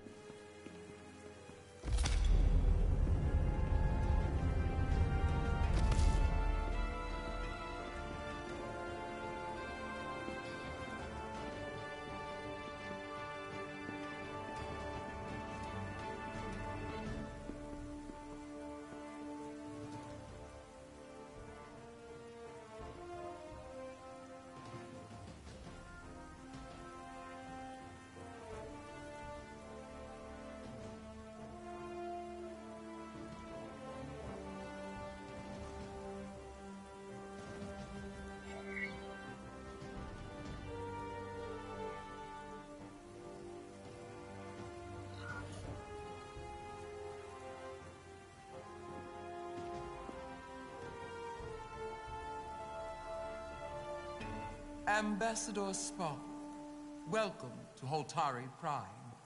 The honor is mine, Your Majesty.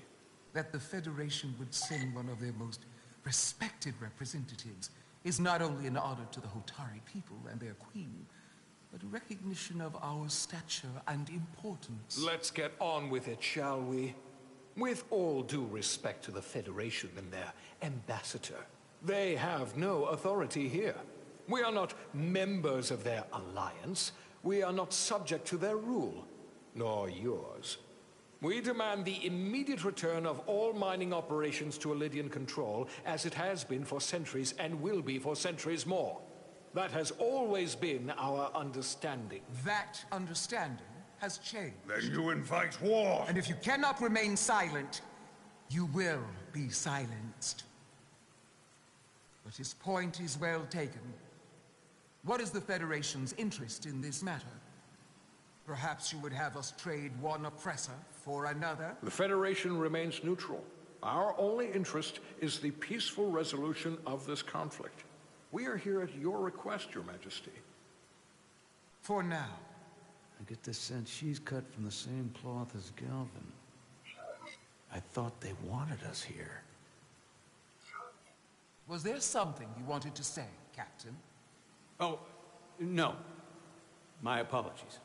And what about the Kobliad? She's not She part can of... speak for herself, can't she? Then let her.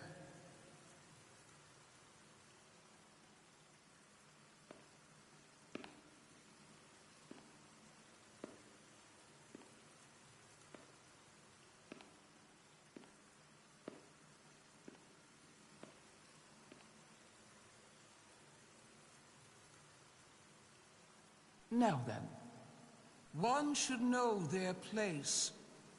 What you might be somewhere else is not what you are here.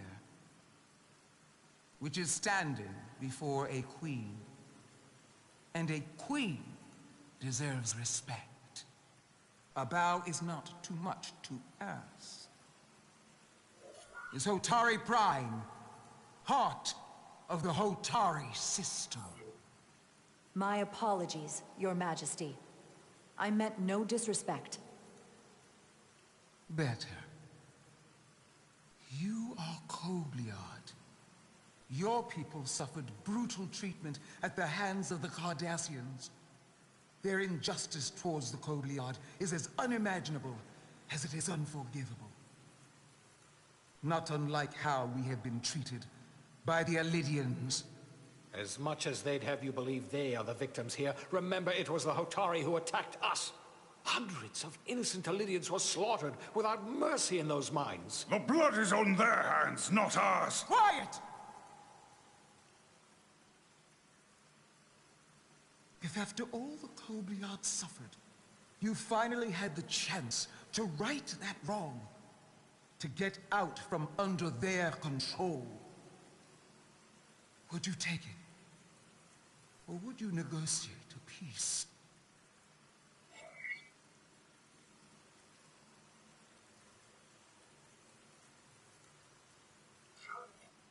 If the opportunity presented itself, and I wish that it had, more than you can know, then I would right the wrong without hesitation.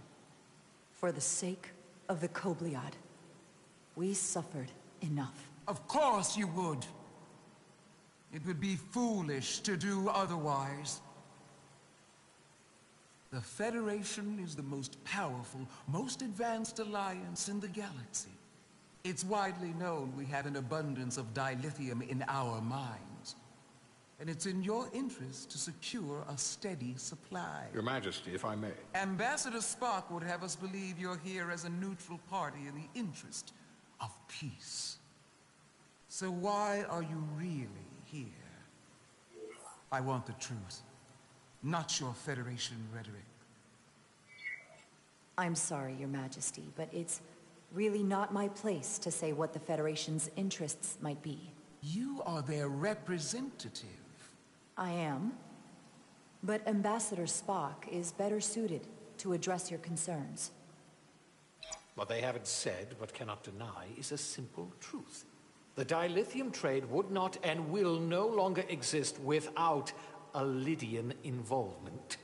We created it for the benefit of everyone, especially the Hotari. We've given them warp technology. We've let them share in the profits. We've made their lives infinitely better than before dilithium was discovered. All of that goes away if the Federation turns a blind eye to their treachery. That is enough of your lies! The Hotari are quite capable of running the mines. We've done so for centuries. So tell me, who deserves control of the dilithium trade and the mines on Tau? Who should the Federation recognize? The Hotari or the Alidians? It can only be one or the other, not both. If I have to choose only one, then it would have to be the Hotari. Well said. How could the just and wise Federation make any other choice? This is an outrage. The Federation has lost all credibility. The mines are ours. Lydia will not be deterred. We will take back our mines by any means necessary. And you will see more blood spilled. I am more than willing to address your concerns, Your Majesty. Yours as well, Representative. But I suggest we could have a more productive conversation with a smaller group.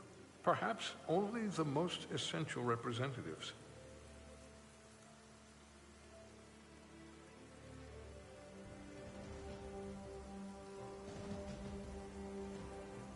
I suppose there is some sense to that.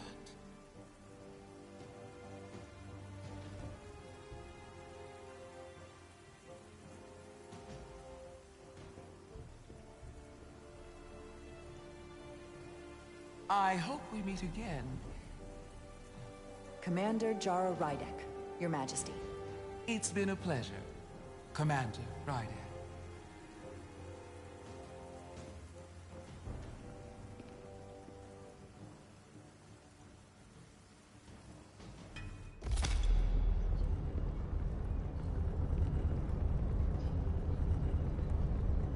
Spock and I will cover everything on the diplomatic front. You make nice with the locals and see if you can get some answers.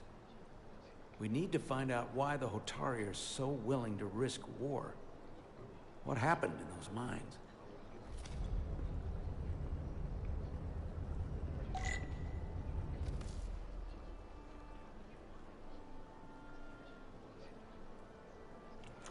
I'm gonna pause here and come back to this. Kind of curious to see what happens if I made other decisions on my other saves. Alright.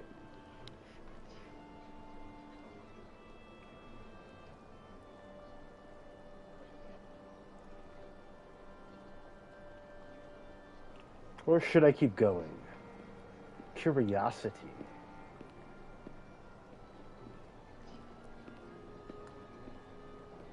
There's a lot to do here. I can appreciate the water. Soothing. Okay.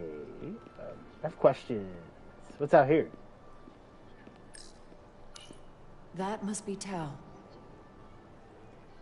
The place it all started. Such rough terrain. No wonder the Hotari are so tough.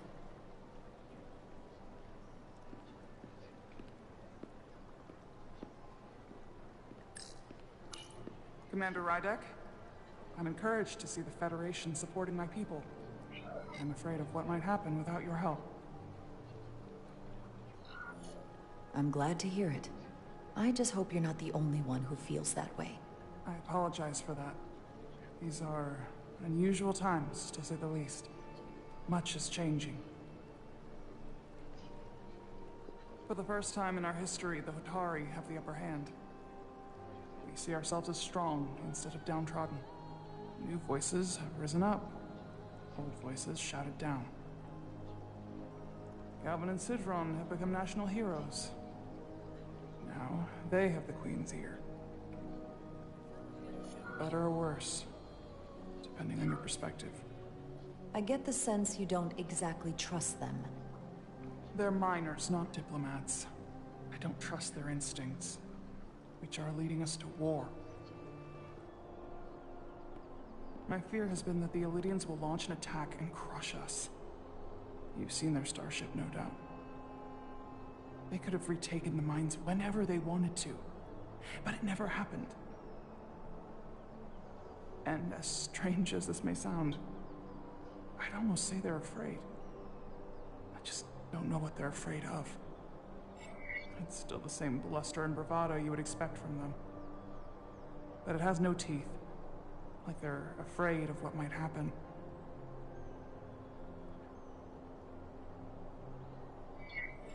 Was it for fear of the repercussions, once the Federation became part of the equation?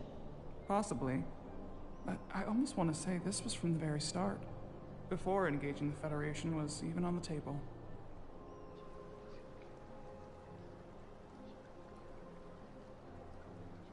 Since the day of the revolt, Galvin has seized control of the mines and restricted all access.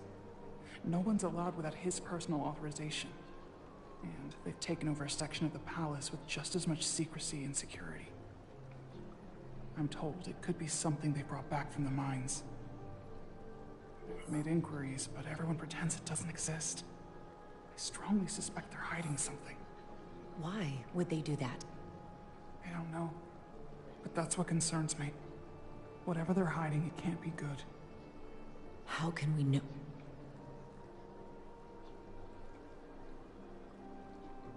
I'd better see what's happening. Do you think you can find out what they're hiding?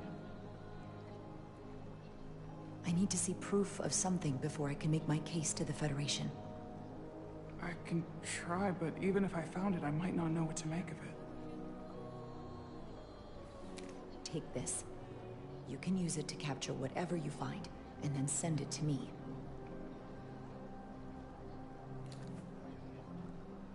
Thank you. I will let you know what I find. And I look forward to our meeting again.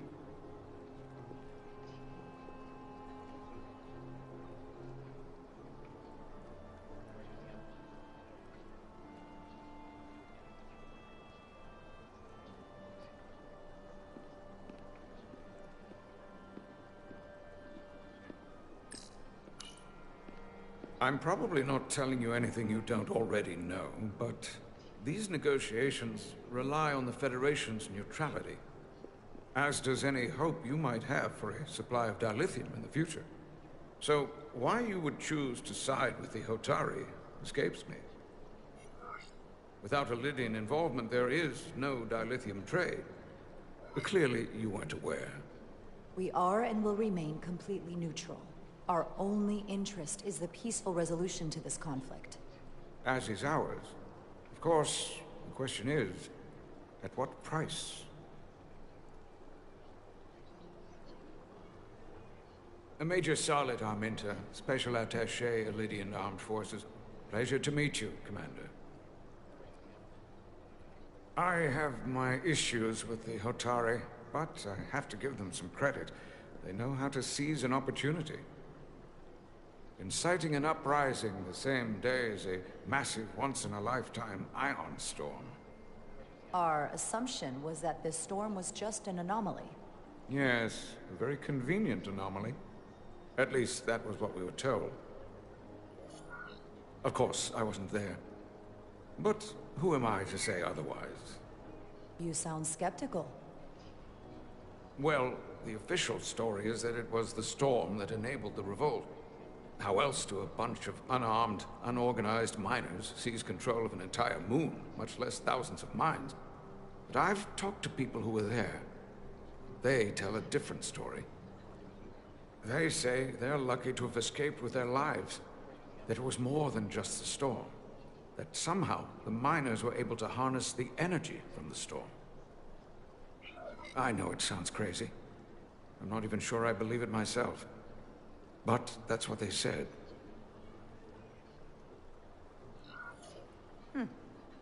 You said the Hotari were primitive. Well, they are. Except for the part about weaponizing ion storms. If you'll excuse me, Commander Ryder. Commander Ryder, I need a moment of your time. Sure. I'm glad you've chosen to side with the Hotari. I knew the Federation would see through the Elydians' baseless claims and protect the interests of my people.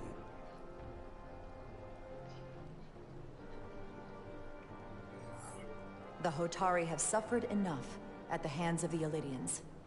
I couldn't agree more.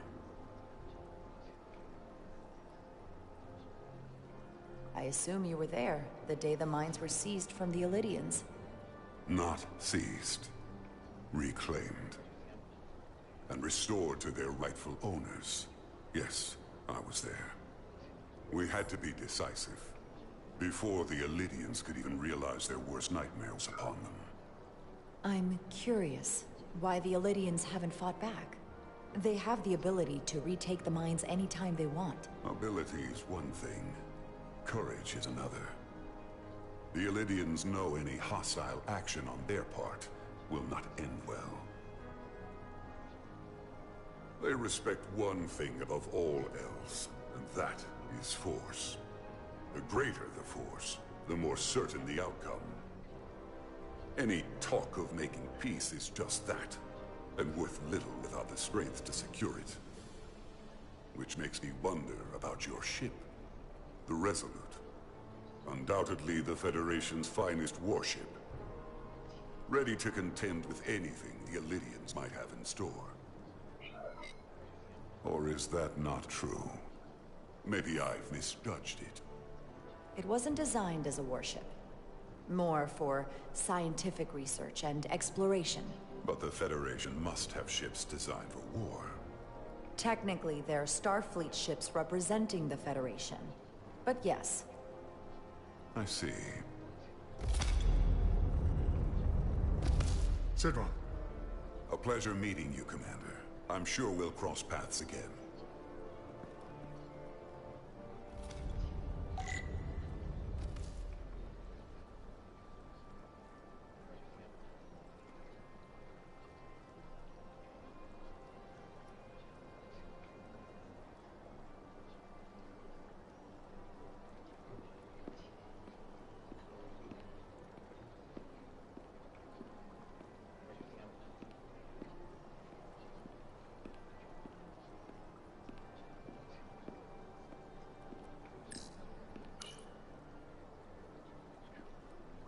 They seem proud of their culture.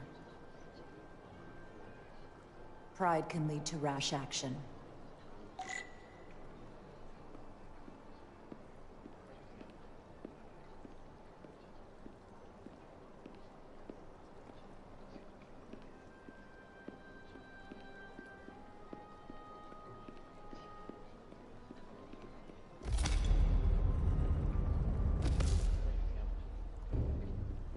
Well, that was a disaster. What happened? The Hotari refused to concede anything, so the Elydians stormed out.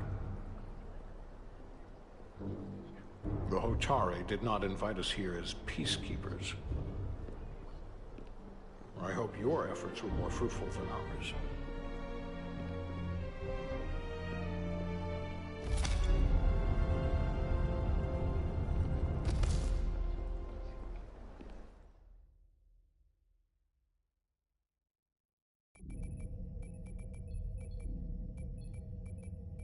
Gravitational harmonics failing to resolve. Warp bubble stability degrading. Increase output to maximum.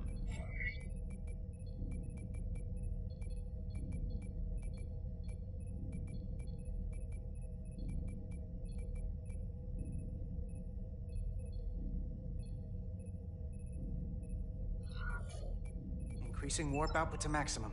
It's happening again.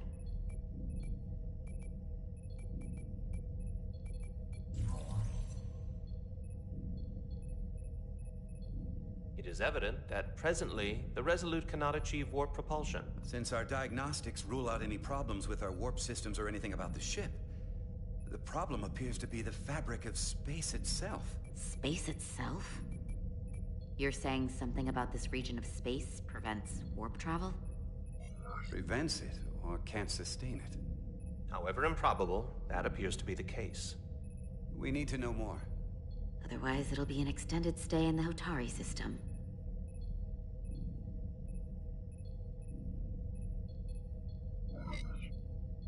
The storm didn't stop us from leaving space dock and traveling here. But could it still be causing this interference with warp travel? We must follow sound investigatory principles. Do not let an assumed conclusion drive your analysis. Sometimes we need a little inspired thinking, Mr. Chovak. Captain Solano is on his way back from the negotiations, and I want to have some answers for him when he gets here. Indeed. Given the facts at hand, we may be able to deploy subspace probes around the ship to construct a clearer picture of the phenomenon. Around the ship. I'll prep a shuttle.